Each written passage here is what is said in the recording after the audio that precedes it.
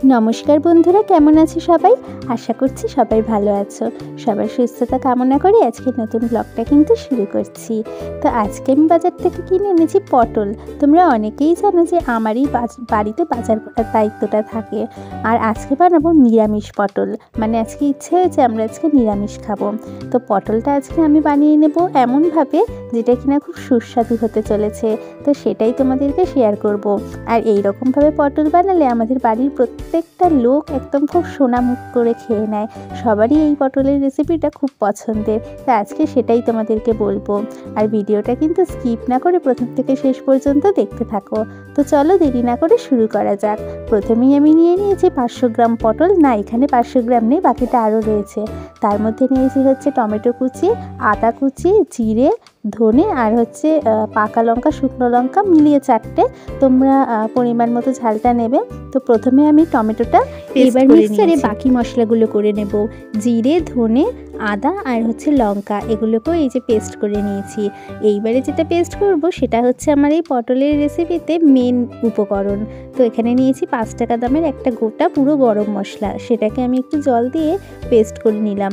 এদিকে দেখো 500 গ্রাম পটল আমি ভালো করে কেটে ধুয়ে পরিষ্কার করে নিয়েছি। আর তার মধ্যে পরিমাণ মতো নুন, হলুদ আর সামান্য একটু গরম মশলার গুঁড়ো আর হচ্ছে লঙ্কার গুঁড়ো দিয়ে খুব ভালো করে মাখিয়ে নিলাম।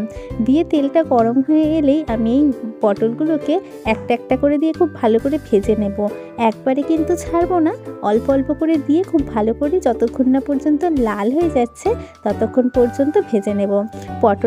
পটলকে যদি এইভাবে তৈরি করা হয় তাহলে কিন্তু সত্যি ভীষণ স্বাদের হয়। আর আমার বাড়িতে বাবা কিন্তু আমার হাতে এই পটলটা খেতে খুব পছন্দ করে, কারণ এটার স্বাদটা সত্যিই দারুণ হয়।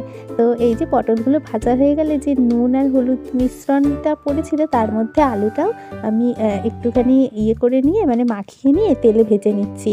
আর বলে রাখি আলুটা কিন্তু সেদ্ধ করা, আমি প্রেসারে সিদ্ধ করে নিয়েছি।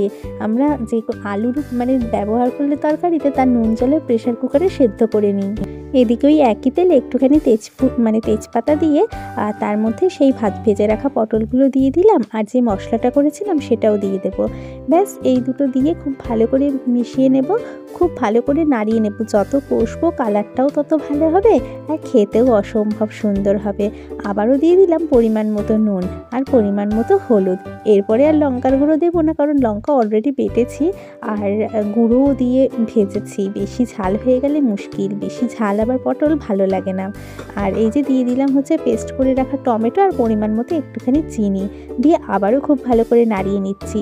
চিংড়িটা দিলে কিন্তু স্বাদটা আবার অন্যরকম হয়, আবার সেটাও খুব দুর্দান্ত হয়। আর এই যে মশলার প্লেটটা ধুয়ে জল দিয়ে দিলাম, আবারও ভালো করে কষিয়ে নিলাম। কষিয়ে নেবার পর দিয়ে দিলাম ভেজে রাখা সেই আলু। রান্না করতে বেশি সময় লাগবে না, কারণ পটলগুলো ভেজেছি, অর্ধেক সেদ্ধ হয়েও গেছে, আবার আলুগুলোও তাই, যেহেতু সেদ্ধ করা। আর একটুখানি মাখা মাখা হয়ে এলেই দিয়ে দেব গরম মশলা।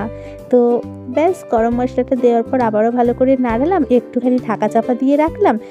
তৈরি হয়ে গেল দারুণ স্বাদের নিরামিষ এই পটল। কেমন লাগলো ভিডিওটা অবশ্যই জানিও। ভালো লাগলে সাবস্ক্রাইব করো, পাশে থেকো। দেখা হচ্ছে পরের ভিডিওতে। টাটা।